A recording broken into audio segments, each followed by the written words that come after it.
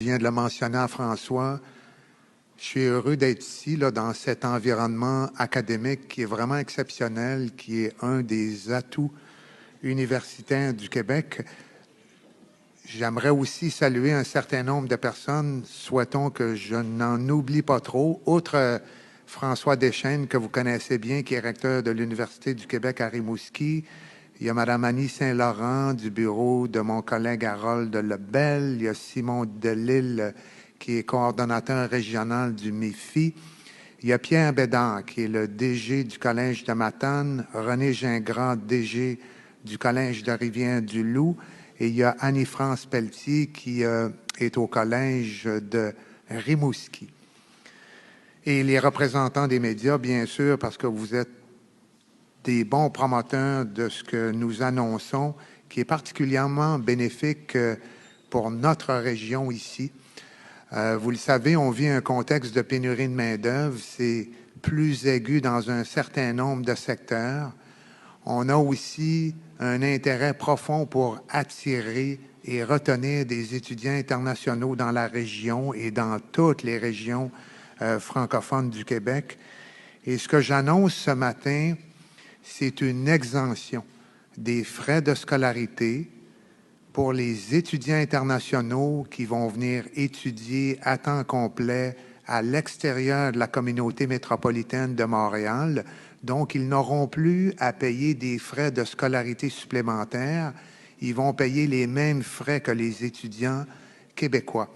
Ce qui représente, vous le savez, au niveau collégial, quelqu'un qui arrive de l'étranger a à assumer à peu près 17 000 $ par année, alors qu'au Québec, il n'y a pas de frais de scolarité au niveau collégial. Et à l'université, c'est 24 000 $, alors que l'étudiant québécois assume environ 3 000 $. Donc, il y a une économie de 17 000 pour l'étudiant international qui vient dans un collège et 21 000 pour un étudiant international qui vient à l'université.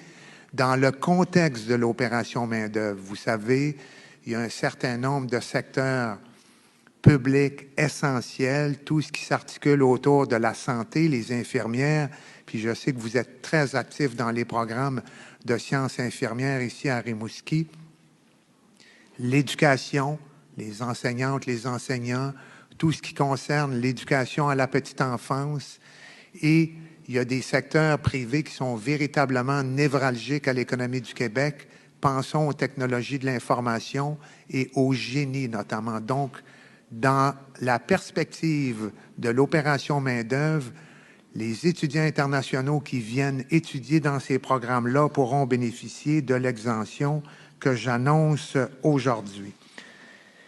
Vous le savez, puis je veux donner quelques exemples pour être un peu plus pratique, là, mais il y a les techniques de soins infirmiers au cégep de Trois-Rivières, il y a la technologie du génie civil au cégep de Chicoutimi, maintenant Saguenay.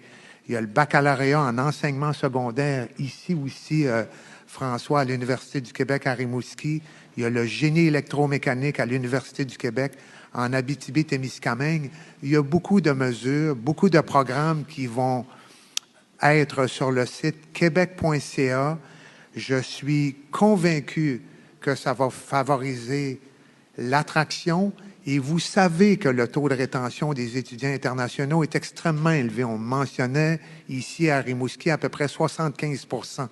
Mais quand tu viens étudier ici, généralement, tu découvres une communauté, tu adhères à des valeurs sociales et québécoises, tu te fais un chum, tu te fais une blonde, tu te trouves un emploi. Et les personnes qui vont venir de l'étranger, qui vont étudier à temps complet, vont aussi bénéficier d'un accompagnement personnalisé. Tout le long du parcours, on va les aider à s'adapter, à trouver un logement, à se faire un réseau, à se préparer à un emploi parce qu'il y a des déficits de main-d'œuvre qui sont particulièrement aigus. Donc, je pense que c'est une force vive pour le Québec. Puis, un autre élément que nous discutions un peu plus tôt, quand les personnes arrivent ici au cégep de Rimouski, il y a aussi une forte probabilité que la personne puisse décider de continuer son parcours académique à l'Université du Québec à Rimouski. Donc, c'est du capital humain Ici, dans notre constituante de l'Université du Québec, on a à peu près 10 %. On a à peu près 600 étudiants internationaux, donc il y a un potentiel. Cette mesure-là va entrer en vigueur au mois de septembre 2023. Elle ne sera pas rétroactive, mais elle va s'appliquer aux étudiants qui sont chez nous à ce moment-là, à l'extérieur de la communauté métropolitaine de Montréal, et qui sont dans les mesures, programmes visés par l'opération main-d'œuvre. On évalue à peu près 2850 étudiants qui vont en bénéficier à partir de ce moment-là, puis on anticipe en rajouter jusqu'à 1200 là, dans les 3-4 prochaines années, mais il faut en faire la promotion. L'avenir du Québec passe par la régionalisation de ces étudiants internationaux-là. Il faut s'assurer de pouvoir en bénéficier totalement. Je pense que c'est la formule qui va nous permettre de gagner dans les régions, pour les étudiants, pour les entreprises, pour les partenaires qui sont impliqués dans l'écosystème social et économique du Québec. Alors voilà, merci, c'est l'annonce que je voulais faire et bien sûr souligner l'étroite collaboration de ma collègue à l'enseignement supérieur, Danielle McCann, qui va contribuer à la mise en application de ce que j'annonce ce matin. Alors, merci beaucoup de votre présence. Merci beaucoup, M. Boulay.